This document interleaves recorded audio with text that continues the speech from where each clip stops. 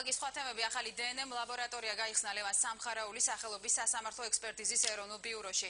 ახალი ტექნოლოგიების საშუალებით ექსპერტებს დედის ხაზით ნათესაურ კავშირის დადგენა შეეძლებათ.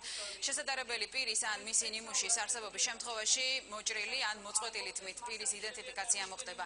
რაც მანამდე შეუძლებელი იყო. სპეციალისტებს ასევე საშუალება ექნებათ ისეთი სახის ექსპერტიზები ჩაატარონ, როგორც არის ხანდაზმული და დეგრადირებული მასალიდან დნმ-ის მიღება და იდენტიფიკაცია.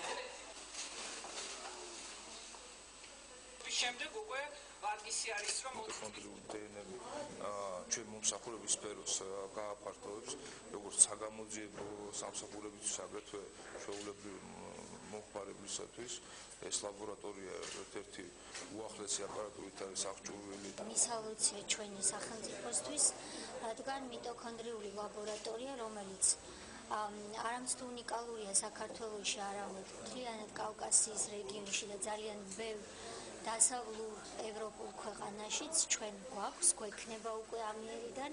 ასეთი შესაძლებლობის ლაბორატორიას ისურვებდა აღმოსავლეთ ევროპის მრავალი ქვეყანა და შესაბამისად ეს ჩვენს შესაძლებლობებს იმ თვალსაზრისით, რომ ჩვენი უგზო-გულების შესახებ სრული ინფორმაცია მივიღოთ და ეს შესაბამისად თავიანთ ოჯახის გადაეცეს, გაძლევს ამის შესაძლებლობას.